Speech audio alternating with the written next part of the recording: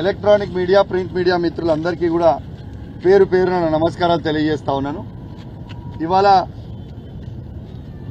గౌరవనీయులు పెద్దలు మాజీ మంత్రివర్యులు కరీంనగర్ శాసనసభ్యులు కమలాకర్ అన్న నేను ఇద్దరం కలిసి ఇవాళ సిపిని కలవడం జరిగింది. నిన్న జెడ్పీ మీటింగ్లో అయినది మీ మీడియా మొత్తం ఉన్నది.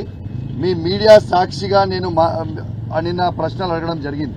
ఏమని అడిగినా నిన్న నేను హుజరాబాద్ నియోజకవర్గంలో పేద ఎస్సీ ఎస్టీ బీసీ మైనారిటీ పేద విద్యార్థుల భవిష్యత్ కోసం వాళ్ళ స్కూల్లో అరేంజ్మెంట్స్ వాళ్ళకి బాగా చేసిండ్రా, స్కూల్లో వాళ్ళకి బుక్స్ ఇచ్చిండ్రా, స్కూల్లో బట్టలు ఇచ్చిండ్రా, భోజనాలు మంచిగా పెడుతున్నారా, క్లాస్ రూమ్లు నీట్గా పెడుతున్నారా లేదా అని నేను ఎంఈఓలతో రివ్యూ మీటింగ్ పెట్టుకుంటే డిఈఓ గారు అసలు ఎమ్మెల్యే గారు రివ్యూ మీటింగ్ పెడితే మీరు ఎట్లా అటెండ్ అవుతారని నోటీస్ ఇవ్వడం ఎంఈఓలకి ఎంత బాధాకరం అని చెప్పి సందర్భంగా తెలియజేస్తా ఉన్నారు. ఇవాళ వాస్తవంగా చెప్పాలంటే ఇవాళ కమలాకర్ గారు జిల్లా మంత్రిగా ఉన్నప్పుడు ప్రతి సంవత్సరం మీరు రికార్డు తీసుకోవచ్చు, ప్రతి సంవత్సరం ఎడ్యుకేషన్ మీటింగ్ స్కూల్ స్టార్ట్ అవుతున్న ఇయర్లో రివ్యూ మీటింగ్ కంపల్సరీ జిల్లా హెడ్ క్వార్టర్లో పెట్టేది.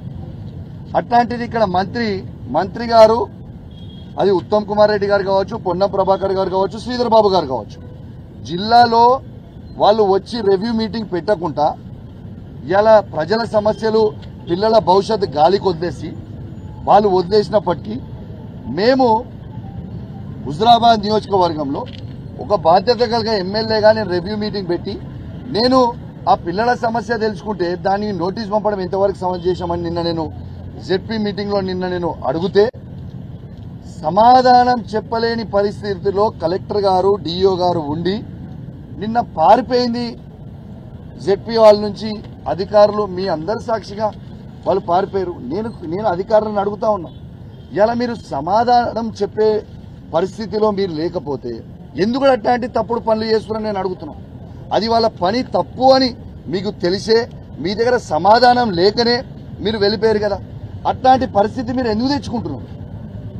ఇలా ప్రభుత్వము ఇలా వాళ్ళు ఉండొచ్చు, రేపు మేము రావచ్చు, కానీ లీగల్గా ఎట్లుంటే మీరు అట్లా చేయాలి. కానీ మీరు సమాధానం చెప్పలేని పరిస్థితిలో మీరు అధికారులు తెచ్చుకుంటున్నారు అంటే మీరు ఏం చేస్తున్నారు ఒకసారి మీ మనస్సాక్షికి మీరు ఎట్లా చేస్తున్నారు, మీరు ఏం చేస్తున్నారు అనేది మీ మనస్సాక్షికి మీరు ఆలోచన చేసుకోండి.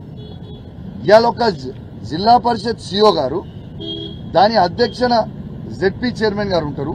అసలు జెడ్పీ చైర్మన్ గారి అప్రూవల్ లేకుండా ఇలా వచ్చి కంప్లైంట్ ఇచ్చే రైటే సిఓ గారికి లేదు. ఇది రాజ్యాంగం కల్పించింది.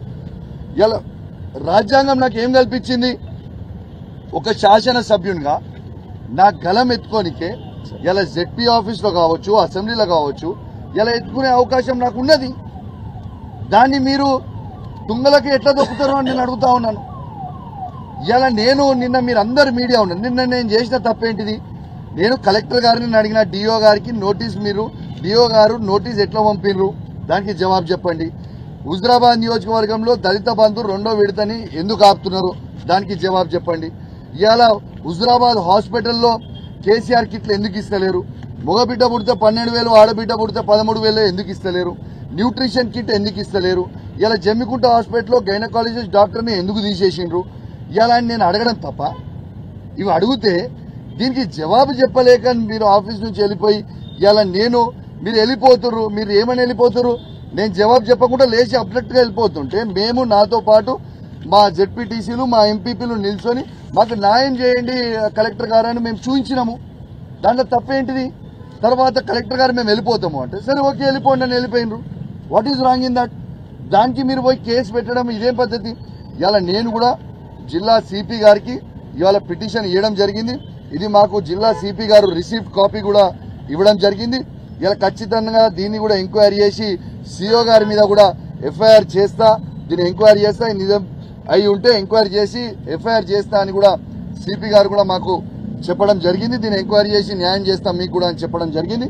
మాకు పూర్తి నమ్మకం విశ్వాసం ఉంది సిపి గారి మీద, ఖచ్చితంగా న్యాయం చేస్తారని నేను కోరుకుంటా ఉన్నానని చెప్పి ఇప్పటికైనా కూడా నేను ఈ అధికారులు మన కరీంనగర్ జిల్లాలో ఉన్న అధికారులకి నేను రిక్వెస్ట్ చేస్తా ఉన్నా, ఇక్కడ ఉన్న ఈ జిల్లా మంత్రి అయిన పొన్నం ప్రభాకర్ గారి మాటల బడి మీరు ఆగం కాకుర్రి. ఈ పొన్నం ప్రభాకర్ గారి మాటల్లో బడి జమ్మికుంట ఎంఆర్ఓ గారు జైలుకు వేరు, కమలాపూర్ ఎంఆర్ఓ గారు జైల్లోనే ఉన్నారు. ఈయన మాత్రం మంచిగా తిరుగుతున్నాడు, అధికారులను ఇరికిస్తున్నాడు, ఈయన మంచిగా సపడేకుంటున్నాడు. ఈయన ఇల్లీగల్ పనులు ఏమంటే మీరు దయచేసి మీరు చేసి ఆయన మాటల ట్రాప్ లో పడి మీరు ఇబ్బంది పడకుండా అని చెప్పి నేను సందర్భంగా తెలియజేస్తా ఉన్నాను. ఖచ్చితంగా నేను కూడా రేపు నేను కూడా స్పీకర్ గారి దగ్గరికి పోయి ప్రివిలేజ్ మోషన్ ఖచ్చితంగా డిఓ గారి మీద సిఓ గారి మీద ఖచ్చితంగా నేను మూవ్ చేస్తా అని చెప్పి కూడా ఈ సందర్భంగా మీ ద్వారా తెలియజేస్తా ఉన్నాను. ఖచ్చితంగా వీళ్ళకి ప్రివిలేజ్ మోషన్ మూవ్ చేస్తాం. రేపు అసెంబ్లీలో కూడా ఈ మాటని మేము గలమెత్తాం. ఈ కేసులు ఎట్లా పెడతారని చెప్పి కూడా మేము ఖచ్చితంగా అడుగుతామని చెప్పి కూడా ఈ సందర్భంగా తెలియజేస్తా ఉన్నాం. ఇంకోటి కూడా చెప్తా ఉన్నాం, మీకు ఈ ప్రభుత్వానికి చెప్తా ఉన్నాం, మీరిట్లా మా మీద ఒత్తిళ్లు పెట్టి కేసులు పెట్టిస్తే ఈడ మేము భయపడేటోళ్ళం కాదు. ప్రజల సమస్యల మీద ఖచ్చితంగా కొట్లాడతాం, మా గలం ఎప్పుతాం. మీరు ఇచ్చిన 6 గ్యారెంటీలు ఇచ్చే వరకు మేము మీ వెంట పడతాం, మా గలం ఇప్పుతూనే ఉంటామని చెప్పి కూడా ఈ సందర్భంగా తెలియజేస్తూ, మీరు ఇట్లా మమ్మల్ని ఇబ్బంది పెట్టి మా బీఆర్ఎస్ కార్యకర్తలను కూడా ఇబ్బంది పెట్టాలనుకుంటే మేము భయపడేది ఏం లేదు. ఖచ్చితంగా మా బీఆర్ఎస్ పార్టీ కార్యకర్తలకు కూడా మా కరీంనగర్ జిల్లాలో కమలాకర్ అన్న నాయకత్వంలో ఖచ్చితంగా మేము గట్టిగా అండగా ఉంటాం. కమలాకర్ అన్న వినోద్ అన్న నాయకత్వంలో ఖచ్చితంగా అండగా ఉంటాం ప్రతి కార్యకర్తకు తెలియజేస్తూ సెలవు తీసుకుంటా ఉన్నాను. జై తెలంగాణ, జై కేసీఆర్.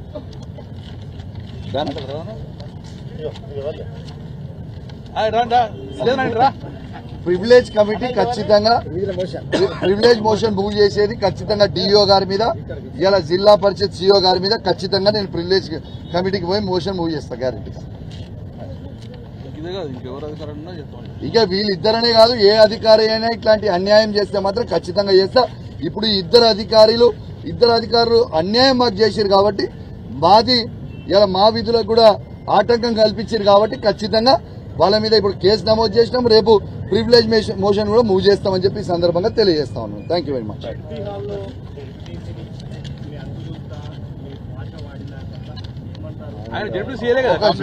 ఒక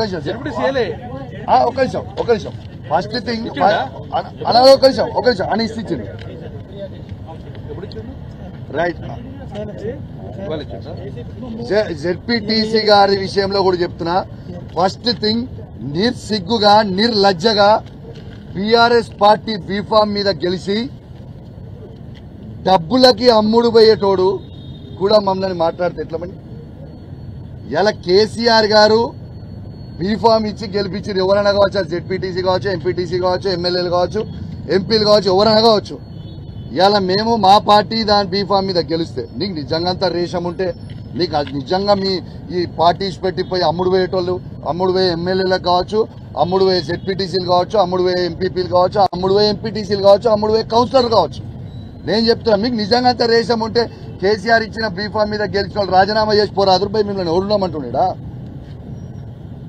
బరాబర్ వాళ్ళ ఇష్టం ఉన్నచ్చు వాళ్ళ నోటికి వచ్చినట్టు వాళ్ళు మాట్లాడితే మేము ఎందుకు ఊకుంటామండి. ఖచ్చితంగా మేము కూడా ఘాటుగానే స్పందిస్తాం. ఈడ భయపడేది ఉండదు. వాళ్ళేదో అధికార పార్టీలు ఉన్నాము మేము మా వాళ్ళని బెదిరిస్తామంటే ఈడ భయపడేటోడు ఎవరు లేడు. ఈడ చేతు గాజులు వేసుకొని ఉన్నోడు కూడా ఎవరు లేడు. 101% వాళ్ళు చేసేది అన్యాయం, వాళ్ళు చేసేది తప్పు. అసలు అక్కడ ఉన్న జెడ్పీటీసీ ఒక రౌడీ